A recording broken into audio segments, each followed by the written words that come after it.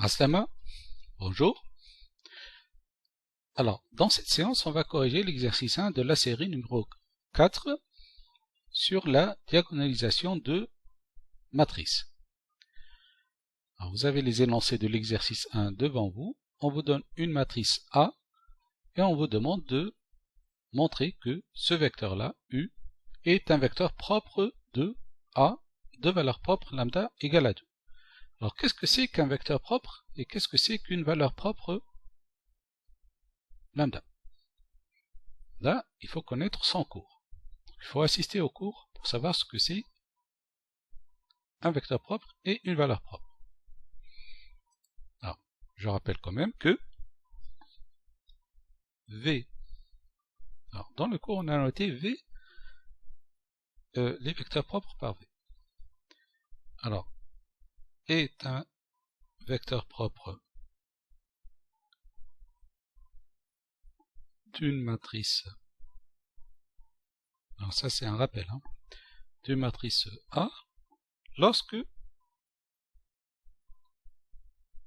j'ai A fois V, lorsque je multiplie la matrice par V, je trouve le vecteur V.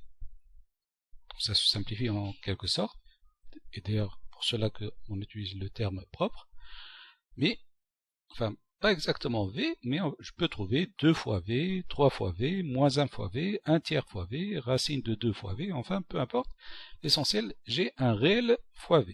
Ce réel-là, dans le cours, on a noté par lambda. Alors, lambda, on a utilisé une lettre grecque pour les valeurs. Voilà, je vous donne ici, enfin, pour ceux qui ne savent pas les lettres grecques, alpha, bêta, ça c'est lambda. Et ce lambda-là, lambda est appelé valeur propre de, donc c'est pas la peine que je termine, vous avez la définition, donc valeur propre de la matrice A, mais associée au vecteur V. Alors je rappelle que V aussi devrait être non nul, c'est un vecteur non nul. Sinon, évidemment, ça n'a plus de sens cette définition, puisque à chaque fois, si je multiplie un vecteur par nul par une matrice, j'obtiens un 0, donc en fait, tout vecteur nul assure cette définition, donc c'est pas la peine de le dire. Enfin, de prendre ce cas. Bien. Alors, ça c'est la définition. Maintenant que je connais la définition, je peux répondre à l'exercice. Alors, qu'est-ce qu'on me demande dans l'exercice? On me demande de montrer, enfin, je reviens sur l'exercice, de montrer que ce vecteur-là, c'est un vecteur propre de A et qui est associé ou de valeur propre lambda égale à 2. Alors, je vais utiliser directement la définition en calculant A fois U. Et en fait, qu'est-ce que je dois avoir à la fin? Puisque la valeur propre c'était 2, en lambda, enfin dans la définition c'est lambda, mais dans l'exercice c'est 2. Donc je devrais obtenir 2 fois U. Mais ça, il faut que je le montre. Donc, si vous l'écrivez directement, c'est pas une démonstration. Donc, je vais prendre donc les valeurs de, enfin remplacer la matrice A par ce qui est donné. Alors, 0, 2, 1. Alors, si je me rappelle bien, c'est pas une matrice compliquée non plus. Et U, c'était le vecteur 1, 0, 0. Alors, je multiplie première ligne par la colonne, deuxième ligne par colonne, troisième ligne par la colonne. Donc ça fait 2 fois 1, plus 0 fois 0, plus 1 fois 0. Ça va me donner 2.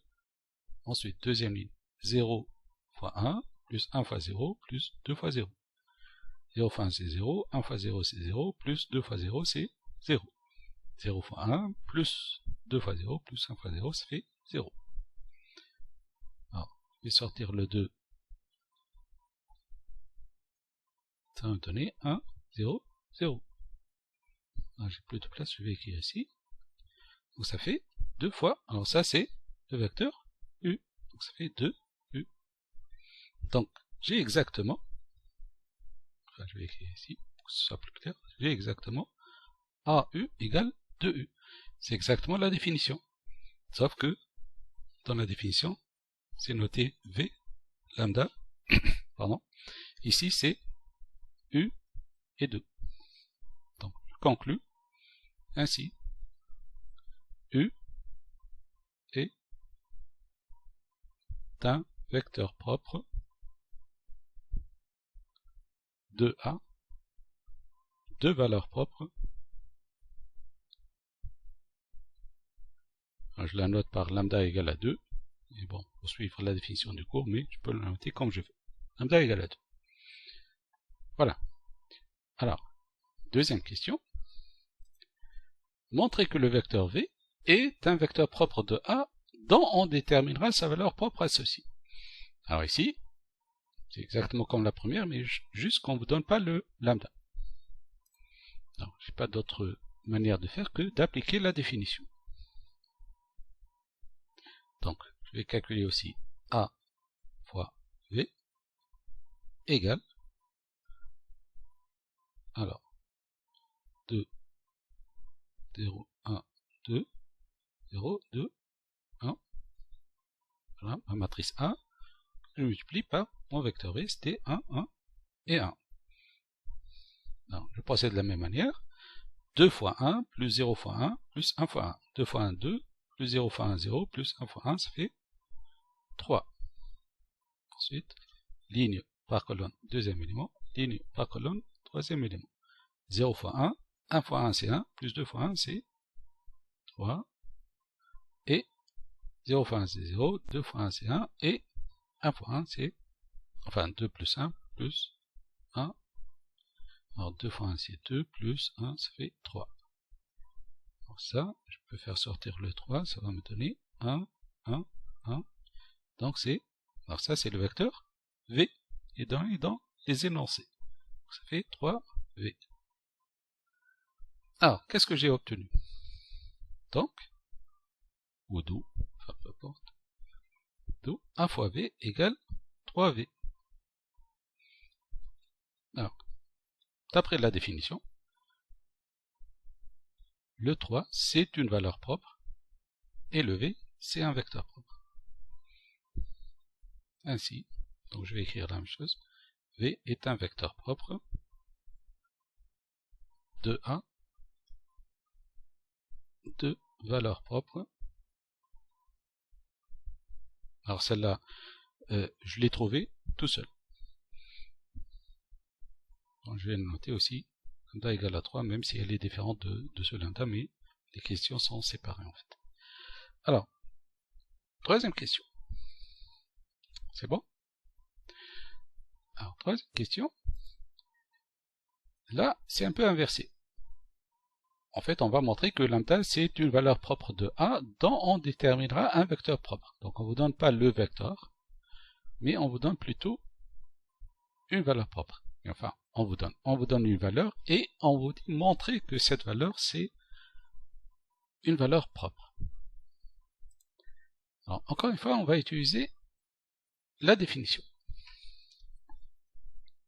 Sauf que je ne vais pas remplacer le lambda par moins 1, parce que je ne sais pas si le lambda égale à moins 1, c'est une valeur propre. Si je la remplace directement dans la définition, c'est comme si je suppose que lambda c'est une valeur propre. Alors que, en fait, il s'agit de montrer que lambda égale à moins 1, c'est une valeur propre. Alors, il y a une propriété dans le cours qui nous dit la chose suivante. Il nous dit que la somme des valeurs propres d'une matrice, donc d'une matrice, disons A, et, alors à quoi égale cette somme? Est égale à la trace de A. Alors c'est quoi la trace d'une matrice?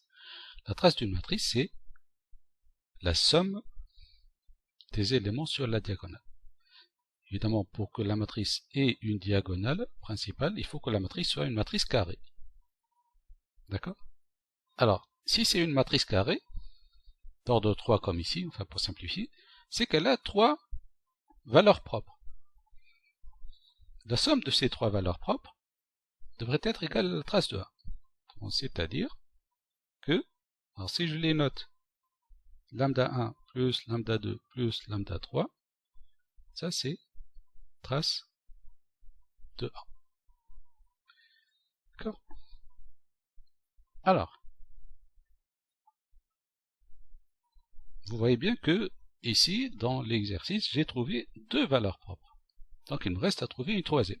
Bon, évidemment, le lambda 1 et lambda 2 peuvent ne pas être différentes. Hein. Je ne suis pas obligé de trouver une valeur qui est différente de 2 ou de 3. On ne sait jamais. Mais en tout cas, la somme de ces valeurs propres, elle est égale à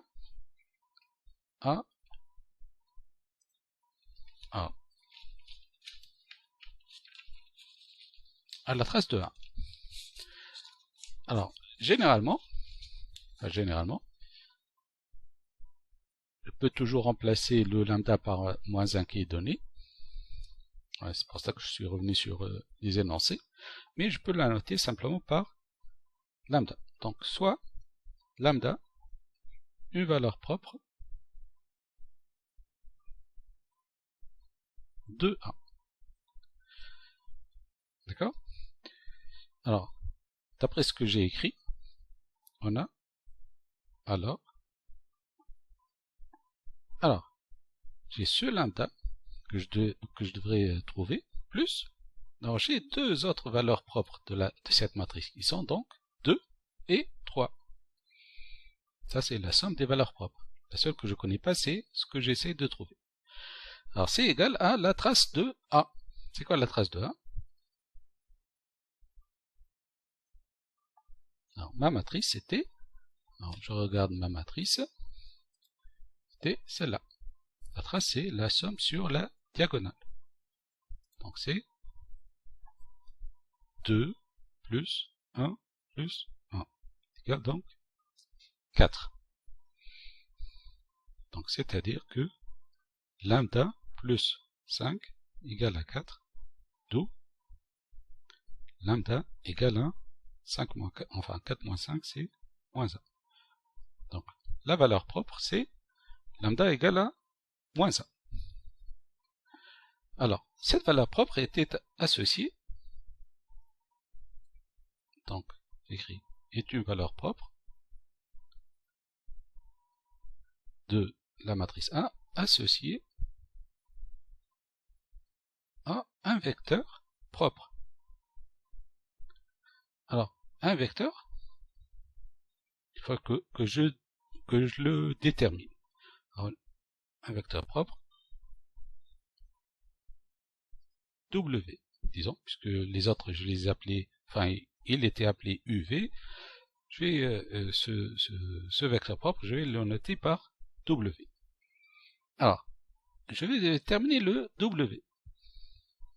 Alors, notons W. Alors, il est inconnu le W, je dois le déterminer.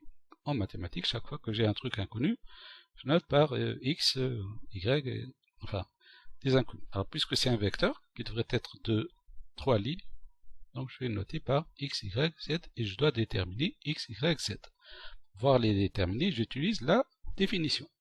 Alors, puisque c'est un vecteur propre qui est associé à lambda égale à moins 1 ici, donc on a A fois W égale à moins 1, qui est la valeur propre, fois W.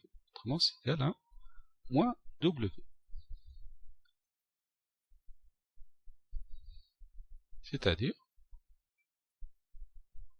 alors, je remplace mon A par ma matrice, donc qui était donc 2, 0, 1, 0, 1, 2, et si je me rappelle bien, c'est 0, 2 et 1. Fois X, Y, Z.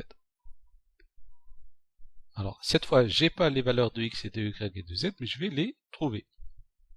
Alors, c'est égal à moins X, Y et Z. C'est-à-dire 2 fois x, 0 fois y, 1 fois z égale 1. Alors ça, je peux l'écrire aussi, pour que ce soit plus simple, moins y, moins z. Donc j'aurai ici, simplement, un système, première composante égale première composante. Première composante ici, c'est 2 fois x, plus 0 fois y, plus 1 fois z. 2 fois x, c'est 2x, plus 0 fois y, c'est 0, plus 1 fois z, c'est z. Égale à moins x. 0 fois x, 1 fois y, plus 2 fois z. Ça fait y plus 2z égale à moins y et 0 fois x plus 2 fois y plus z égale à moins z. Qui est équivalent. Alors je vais mettre les x ici. Donc ça va me donner 3x plus z égale à 0, 2y plus 2z égale à 0 et 2y plus 2z égale à 0. C'est encore équivalent parce que je peux simplifier ce système. Alors la première équation, je ne peux pas la simplifier, donc ça va rester 3x plus z égale à 0. La deuxième équation, je simplifie par 2, donc ça va me donner y plus z égale à 0. Et en fait, la troisième équation aussi, c'est la même que la deuxième équation. Donc finalement, j'ai un système où j'ai 3x plus z égale à 0, y plus z égale à 0. Alors, puisque c'est un système, alors, on a vu les systèmes dans la série, dans le chapitre précédent. Donc, puisque j'ai un système avec trois inconnus, x, y et z, mais simplement deux équations, donc il n'y a pas une solution unique. Et d'ailleurs, généralement, vous n'avez pas une solution unique lorsque vous cherchez un vecteur propre associé à une valeur propre. Parce qu'il n'y a pas un seul. Alors, je vais résoudre ce système. Alors, enfin, je vais l'écrire tout en fonction, donc ça c'est équivalent à 3x égale à moins z et y c'est égal à, je me rappelle bien, c'est y plus z égale à 0, donc y égale à moins z. Alors, évidemment, je ne peux pas prendre z égale à 0, parce que sinon j'aurai y égale à 0 et x égale à 0. Donc j'aurai un vecteur qui est nul. Alors l'idée, donc, de prendre plutôt une valeur qui n'est pas nulle de z pour trouver des valeurs qui ne sont pas nulles. Alors, une valeur de z égale à 1, ça va me donner y égale à moins 1, mais x ici, c'est un tiers. Bon, c'est pas joli.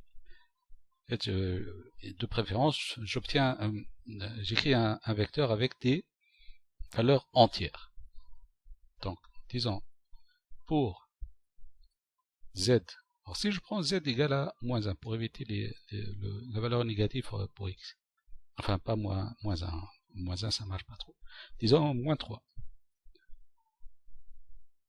On a, donc y va être égal à 3, et x, donc 3x égale à moins 3, ça fait 3x égale à 3, donc x égale à 1.